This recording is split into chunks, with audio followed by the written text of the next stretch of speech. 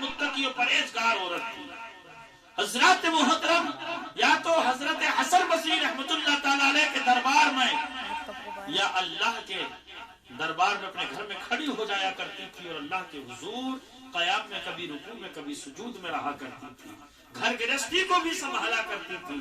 مگر حضرات محترم، ایک وقت ایسا آیا کہ اللہ نے اس کو ایک بیٹا عطا فرمایا، اور ایک بیٹا جب اللہ تبارک و تعالیٰ نے دیا تو اس کی ذمہ داری بڑھ گئی،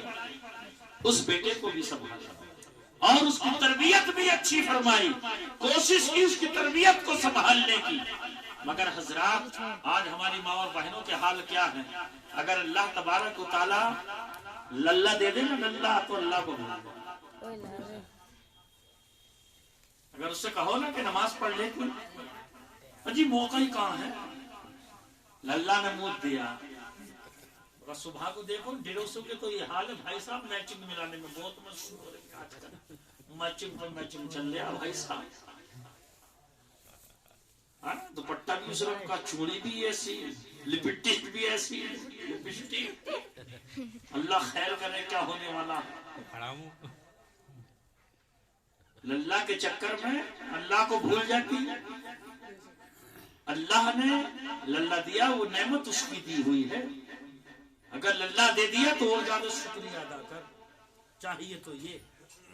مگر للہ کے چکر میں بالکل بھول گئی اللہ کو۔ یہ یاد رکھو، جو اللہ تبارک و تعالیٰ نعمت یا رحمت سے نوازتا ہے، اللہ کا شکریہ ادا کرنا چاہیے، اس کی بندگی کر کے راہ مولا میں سر کو جھکا کر، اور یہ التجا کرنی چاہیے کہ مولا اس نعمت یا رحمت سے تو نے سرفراز فرمایا ہے، مولا اگر میں اس لائق ہوں تو مجھے اور بھی عطا فرما اور مجھے بلندی سے سرفراز فرما، تو انشاءاللہ عز و جل اللہ بلندی سے سرفراز فرما۔ حضرات محترم، اس عورت کو اللہ نے جب بیٹا عطا کیا تو بیٹے کی تربیت کرنے لگی، اس کی پرورش کرنے لگی، مگر حضرات جب یہ بچہ سرور کی طرف گیا تو باپ کا انتقال ہو گیا۔ باپ کا تجارت کا کار تھا، اس کا انتقال۔ اب جس عورت کے جوانی کے عالم میں شوہر کا انتقال ہو جائے، اس کی رنجیدگی کا عالم کیا ہوگا، اس درد کو تو وہ ہی سمجھ سکتی ہے۔ اور جس کا کوئی ہم نوا مددگار نہ رہا ہو، اور ایک بیٹا اور اس کنڈیشن میں کہ وہ نہ کمانے کے لائق ہو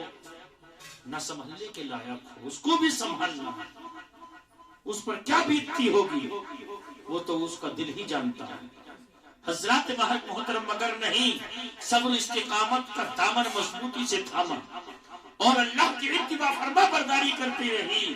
شوہر نے دولت اتنی کھٹی کر دی تھی، اتنی کھٹی تھی کہ زندگی کا اختتام ہو جاتا، مگر دنیا کی جو دولت تھی اس کا اختتام نہیں ہوتا۔ مگر حضرات محترم، اس عورت نے راہ مولا میں تمام دولت کو لٹانا شروع کر دیا۔ جب جب موقع ملتا تھا، حضرت حسن بصری رحمت اللہ تعالی علیہ سے کہا کرتی تھی، حضرت اگر کہیں اسلام کی رضا کے لیے اگر میری دولت کی ضرورت ہے تو میری دولت ہے، جہاں ضرورت پڑے اس کو صرف کر دیا کرو۔ حضرات محترم، حضرت حسن بصری کا قول ہے کہ جب جب اسلام کی رضا کے لیے پیسے کی طلب ہوتی تھی، دولت کی ضرورت پڑتی تھی، میں اس سے کہہ دیا کرتا تھا وہ راہ مولا میں لا کر کے دولت کو صرف کر دیا کرتی تھی، اپنے بیٹے کی بھی تربیت کرتی تھی۔ مگر حضرات محترم، ایک وقت ایسا آیا کہ بیٹا جب سرور کی جانب گیا نا تو حضرات محترم غلط سنگت میں پڑ گیا، غلط سوسائٹی اس نے اختیار کر لی، اور کئی دن گھر نہیں آتا تھا، نشے کرنے لگا، چوریاں کرنے لگا۔ ماں سمجھاتی تھی مگر نہیں مانتا تھا۔ آخر کار حضرت حسن بصری رحمت اللہ تعالیٰ علیہ کی بارگاہ میں لے کر کے اس بیٹے کو گئی کہ حضرت اس کے لیے دعا کر دیجئے اور اس کے لیے نصیحت کر دیجئے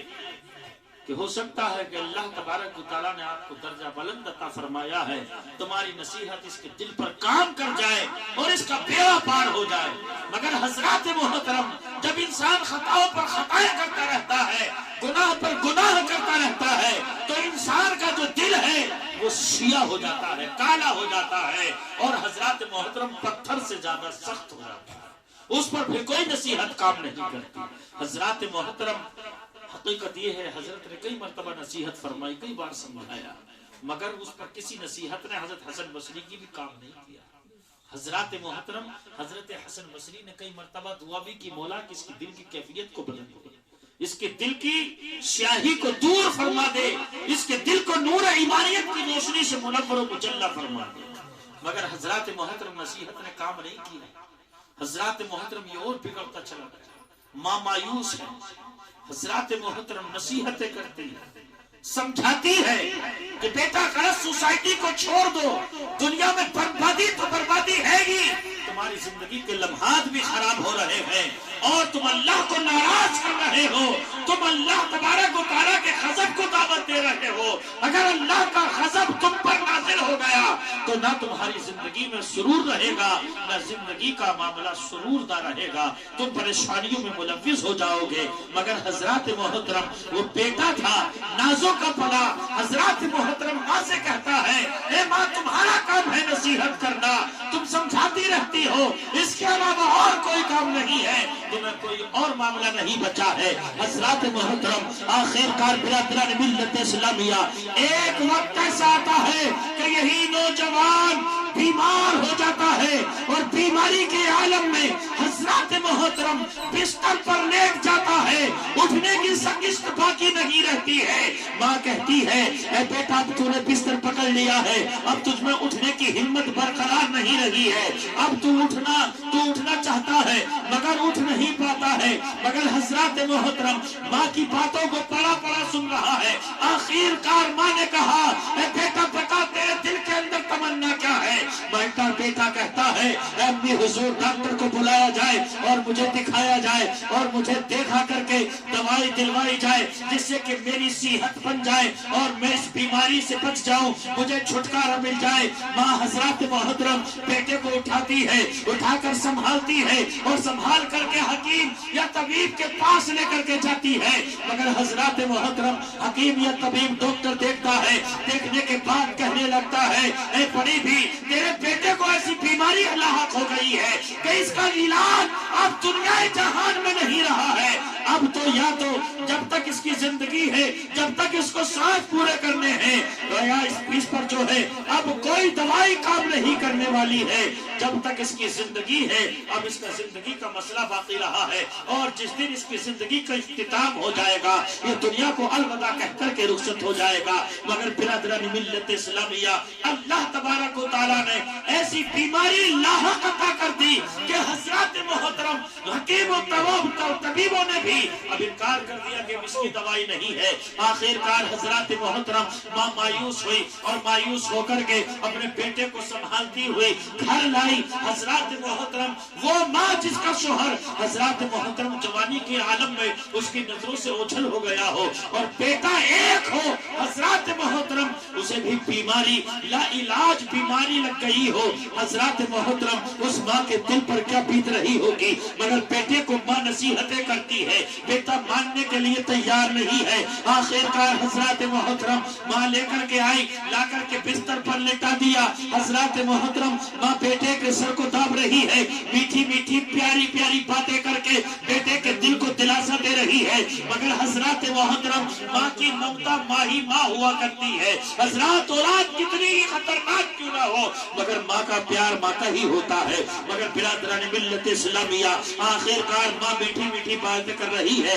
بیٹے کو دلاسا دے رہی ہے۔ ماں کہہ رہی ہے، بیٹا اب بتاؤ تمہارے دل کے اندر کوئی تمنا ہو، کوئی مسئلہ ہو تو اسے مجھ سے بیان کرو، میں تمہاری اس ضرورت کو پورا کروں گی، تمہاری اس بات کو پورا کروں گی۔ تو بیٹا کہتا ہے، اے امی جان آج سے پہلے تم نے مجھے ہزارہ نصیحتیں فرمائی ہیں، مگر تمہاری نصیحتوں پر میں نے عمل نہیں کیا ہے، اور ان نصیحتوں پر عمل نہ کرنے کی بنیاد کا یہ راستہ بن گیا ہے کہ آج میں اس چارپائی پر لیٹ گیا ہوں، اٹھنے کی طاقت اور سکشت برقرار نہیں رہی ہے، مگر اے میری والدہ محترمہ جاؤ حضرت حسن بصری کے دربار میں جا کر کے کہو کہ میرا بیٹا تمہاری نصیحت کو سننا چاہتا ہے اور تم جو نصیحت کرو گے اسے سن کر عمل کرنا چاہتا ہے۔ مگر حضرت محترم ماں جو ہے چلتی ہے اور جا کر کے حسن بصری کی بارگاہ میں جاتی ہے۔ ماں جب نے جا کر دروازے پر دستک دی، حسن بصری کھانے میں مصروف تھے، حضرات کھانے سے اٹھے، دروازہ کھولا اور کہا کہ آئیے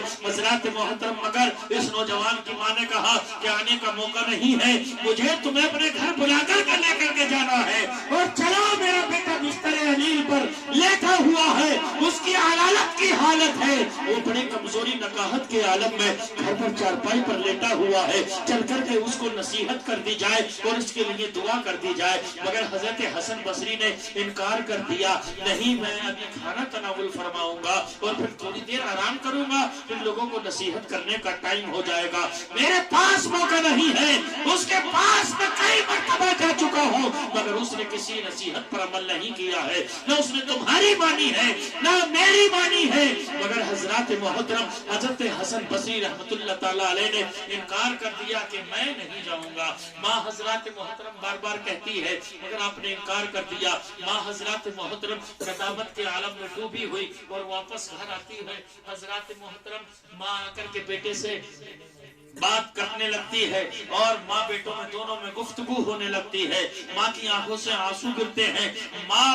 بیٹے کے چہرے پر رخسار پر ہاتھ پھیرتی ہے، بیٹا کہتا ہے ماں تمہاری آنکھوں میں آنسو ہیں کس وجہ سے؟ حضرات محترم ماں کہتی ہے بیٹا اگر تم نے کل نصیحت پر عمل کر لیا ہوتا تو ہو سکتا تھا کہ یہ دن آج دیکھنے نہ ملتا، اگر تو اپنی زندگی میں اگر سرور پیدا کر لیتا، گناہوں سے سچی توبہ کر کے اہدنا الصراط المستقیم پر گامزن ہو جاتا تو اللہ تبارک و تعالیٰ تجھے آج اس مصیبت سے بچا لیتا۔ مگر برادران ملت اسلامیہ حضرات محترم حضرت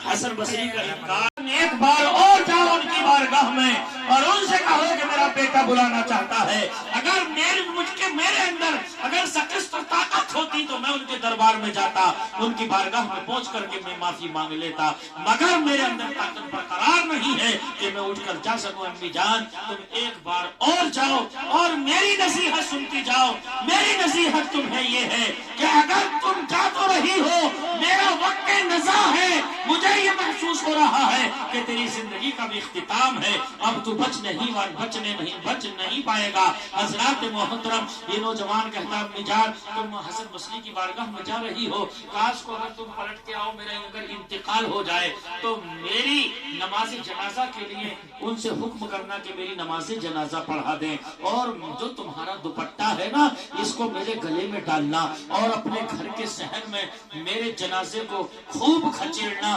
روح نکلنے کے بعد اور مسلمانوں کے قبرستان میں میرے جنازے کو دفن مت کروانا، بلکہ یہی اس گھر کے شہر کے اندر ایک گڈھا کھدوا کر میری لاش کو اس میں اتروا کر اور برقی بھی مت لگانا، مٹی چڑھا دینا۔ حضرات محترم ماں مایوسی کے عالم میں پوچھتی ہے اے میرے بیٹا یہ معاملہ کیا ہے، تو کہنا کیا چاہتا ہے؟ حضرات محترم نوجوان بیٹا کہتا ہے اے امی جان اگر کل تمہاری نصیحتوں پر عمل کر لیا ہوتا تو آج یہ دن نہ دیکھنا پڑتا۔ حسن بصری جیسی شخصیت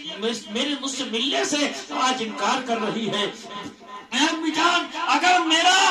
انتقال ہو جائے تو میں شرمندہ ہوں، لوگوں کے سامنے میں جانا نہیں چاہتا مرنے کے بعد، اے میری والدہ محترمہ مجھے گھر میں ہی رکھا جائے اور کڑھیرا جائے اور ایک گھنٹہ کھدوا کر مجھے گھر میں ہی مدفن کر دیا جائے۔ میں مسلمانوں کے قبرستان میں بھی دفن نہیں ہونا چاہتا، کہ میں نے سنا ہے بزرگوں سے اکابرین سے کہ اگر کوئی گناہگار انسان اگر مومنین کے قبرستان میں دفن کر دیا جاتا ہے اور اس پر اللہ کی جانب سے عذاب مسلط ہوتا ہے تو تکلیف تمام مومنین مردوں کو ہوتی ہے، مجھ پر نہیں بلکہ میری وجہ سے اوروں کو بھی تکلیف پہنچے گی۔ اے امی جان میں مرنے کے بعد بھی دوسروں کو تکلیف پہنچانا نہیں چاہتا، اے امی جان جاؤ اور میری اس نصیحت پر عمل کرنا، حسن بصری کی بارگاہ میں چلی جاؤ اور میری ماں حضرت حسن بصری کو بلا کر کے لاؤ۔ حضرات محترم ماں نہیں جانا چاہتی مگر ماں کی ممتا بڑی پیاری ہوتی ہے۔ حضرات محترم ماں آنکھوں سے آنسو بہاتی ہوئی حضرت حسن بصری رحمت اللہ تعالی علیہ کے دروازے پر پہنچتی ہے. ماں نے دستک دی. حضرات محترم دستک دینے کے بعد حضرت حسن بصری سے کہا حضرت چلیے میرا بیٹا بلا رہا ہے, مگر حضرت حسن بصری نے پھر انکار کر دیا. حضرات محترم آپ پھر روتی ہوئی مایوسی کے عالم میں واپس آئے اور آ کر کے دیکھا تو بیٹے کی روح قفس پنسری سے پرواز کر چکی تھی, بیٹا انتقال کر چکا تھا. مگر برادران ملت اسلامیہ ماں چمٹ کر کے بیٹے کے لالچی سے رونے لگتی ہے اور مناجات اور فریاد کرنے لگتی ہے, اے میرے بیٹے تو اپنی زندگی سے ہار گیا. اگر ماں کی نصیحتوں پر عمل کر لیتا تو زندگی نہ ہارتا, گناہوں سے اگر تو توبہ کر لیتا تو ظاہراً زندگی چاہے چلی جاتی, مگر رب قدیر تجھے آخرت میں بلندی اور سے سرفراز فرما دیتا. مگر حضرات محترم حضرت حسن بصری رحمت اللہ تعالی علیہ نے آنے سے انکار کر دیا. ادھر بیٹے کا انتقال ہو گیا, چمٹ کر کے رو رہی ہے. اللہ کی بارگاہ میں ہاتھوں کو دراز کر دیا کہ مولا اب تو اس نے خطاؤں پر خطائیں کی ہیں, اے مولا تبارک و تعالی, مگر عاجزی اختیار کرتے ہوئے دنیا کو الوداع کر کے گیا ہے. مولا تو اسے آخرت میں بلندی عطا فرما دے, آخرت میں اسے بلندی عطا فرما دے. ادھر ماں کا دعا کرنا تھا. اللہ کی بارگاہ سے حاتم غیبی سے ندا ہو گئی, اے حسن بصری کیا تم جانتے نہیں جسے تم گناہگار خطاوار مان رہے تھے وہ خطاکار نہیں, وہ سیاکار نہیں. اس نے نزاع کے وقت سے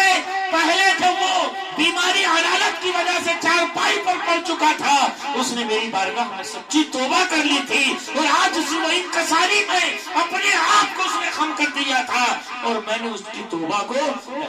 حسن بصری قبول فرما لیا تھا. اب وہ گناہگار نہیں تھا, میں نے خطاؤں سے اسے پاک اور شفاف کر دیا تھا اور میں نے اس کی ماں کی دعاؤں کے سمجھنے کے توسل اسے ولی کامل کا خطاب سے اسے میں نے سرفراز فرما دیا. حضرات محترم حضرت حسن بصری رحمت اللہ تعالی علیہ نے کہا کہ مولا پھر جا کر کے اپنے ہاتھوں سے غسل دے اور تمام شہر میں ندا کرا دے. اس کو غسل دینے کے بعد میں نماز جنازہ تجھے پڑھانی ہے اور اپنے ہاتھوں سے تجھے اس کی تکفین کرنی ہے اور دفن کرنا ہے. حضرات محترم حضرت حسن بصری دوڑے ہوئے رب کی ندا کو سنتے ہی آتے ہیں اور آ کر کے کیا دیکھتے ہیں کہ ماں بیٹے کی لاش سے چمٹ کر کے رو رہی ہے. حضرات محترم حضرت حسن بصری نے دلاسا دیا ماں کو, اے بڑی بیٹی کے رونے کی ضرورت نہیں, اللہ نے تیرے بیٹے کو مرتبہ ولایت عطا فرما دیا ہے اور اللہ نے اس کی توبہ کو قبول فرما لیا ہے. اللہ کی بارگاہ میں اس کا مرتبہ بالا ہو گیا ہے. حضرات محترم ماں اس جملے کو سن کر کے سرسار ہو گئی, جھومنے لگی اور مولا کی بارگاہ میں سر کو جھکا دیا اور کہا کہ الہ العالمین میرا بیٹا دنیا کو چاہے ظاہراً زندگی کو سلام کر کے چلا گیا, مگر الہ العالمین تو نے میرے بیٹے کی اس زندگانی کو قبول فرما لیا. مولا تیرا شکریہ کیسے ادا کروں. حضرات محترم حضرت حسن بصری نے اپنے ہاتھوں سے اس نوجوان کو غسل دیا, کفن پہنایا, تمام شہر میں منادی کر دی اور حضرت حسن بصری کہہ رہے ہیں کہ وہ گناہگار نہیں بلکہ وہ اللہ کا ولی کامل ہے جو اس کی نماز جنازہ پڑھے گا,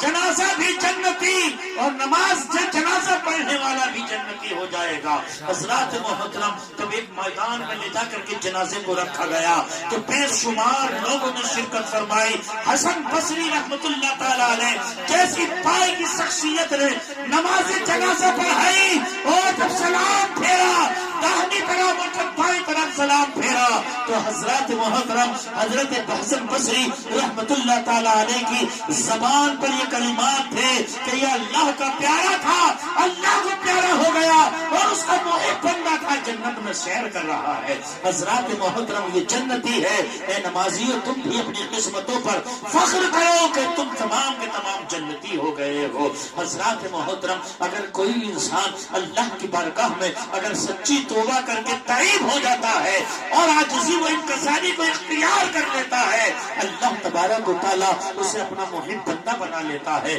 اللہ کو اس سے پیار ہو جاتا ہے اور اس کو رب سے پیار ہو جاتا ہے. غرض کے اللہ کا جیسا فرمان ہے رضی اللہ عنہ ورضوا عنہ کہ اللہ ان سے راضی اور وہ اللہ سے راضی ہو جاتے ہیں، اللہ تبارک و تعالیٰ جنہیں کامیابی اور کامرانی سے سرفراز فرما دیتا ہے، تو حضرات محترم پھر ہم اور آپ جیسے لوگ ان لوگوں کا تذکرہ کرنا شروع کر دیتے ہیں، روایات میں ان کی سیرت نگار لکھی جاتی ہے، لوگ بیان کرتے ہیں، ہم سے پہلوں نے بھی ان لوگوں کے تذکرے کیے، آج ہم کر رہے ہیں، اور انشاءاللہ عز و جل ان لوگوں کے تذکرے قیامت تک ہوتے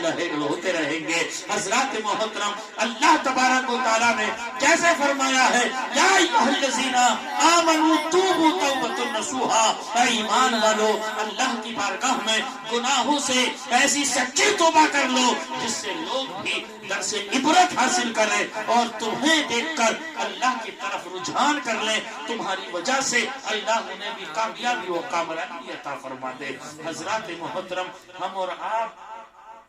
خطاؤں پر خطائیں کرتے رہتے ہیں، توبہ کی توفیق نصیب نہیں ہوتی۔ پیارے عزیز دوستو، زندگی میں ہم جو ہے چند لمحات کے لیے اس دنیا میں آئے ہیں، زندگی کے وقت کو گزارنے کے لیے۔ حضرات محترم، جب تک سانس برقرار ہے تب تک حضرات محترم زندگی کی کرن میں روشنی ہے، اور جس دن آنکھیں بند ہو جاتی ہے تو حضرات محترم کوئی کسی کا کتنا ہی عزیز کیوں نہ ہو، حضرات محترم کوئی یہ نہیں کہتا کہ بھئی اس کا دم ہی تو نکل گیا ہے، اس کے جسم سے روح کا تعلق ہی تو ختم ہو گیا ہے، یہ میرا بڑا عزیز تھا، میرا یہ بڑا رفیق تھا، آج نہیں اسے 10-5 دن کے بعد دفنائیں گے، بلکہ نہیں، حضرات محترم ہر شخص کی زبان پر یہی کلمات ہوتے ہیں کہ دیر نہ کی جائے، بہتر ہے کہ جتنا جلدی مسئلہ نپٹایا جائے، جتنا جلدی مسئلہ نپٹایا جائے۔ جیسے کہ ہم اور آپ اپنے عزیز و اقربا دوست و احباب رفقا کو منو مٹی کے نیچے لے جا کر دبا کر کے آ گئے ہیں۔ حضرات محترم،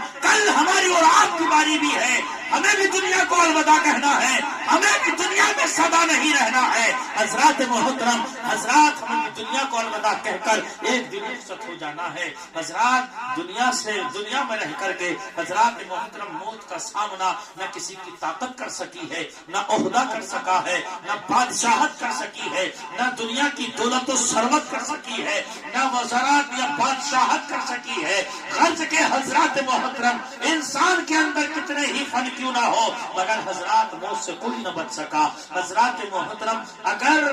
دنیا کی علاج کرتے ہیں حضرات محترم تو وہ بچے رہتے، ہم تم چلے جاتے۔ حضرات محترم، ایسے ہی بادشاہتوں کو اگر موت نہ آتی، بادشاہ لوگوں کو، تو حضرات وہ زندہ ہوتے، ہمیں اور آپ کو آ جاتی۔ حضرات محترم، غرض کے یہاں حقیقت ہے، موت حقیقت۔ حضرات انسان کا مسئلہ نہیں، مومن کا مسئلہ ہی نہیں، بلکہ ہر قوم، ہر فرقہ، ہر دھرم کا انسان یہی کہتا ہے کہ موت حق ہے اور آ کر ہی رہے گی۔ ہر شے میں تغیر پایا جاتا ہے۔ حضرات محترم، زندگی گزارنے کا ہر انسان کا طریقہ الگ ہے، مگر اس بات پر کہ موت کی حقیقت کیا ہے، ہر آدمی لبیک کہتا ہے کہ موت برحق ہے اور آ کر ہی رہے گی۔ حضرات محترم، وہ جو لوگ ہیں جو حضرات محترم نہ جانے کتنے خداؤں کو یاد کرتے ہیں، ان کی عبادت کرتے ہیں، پوجا کرتے ہیں، وہ حضرات وہ لوگ بھی اس دن رام اور نام ست کے بولتے ہیں،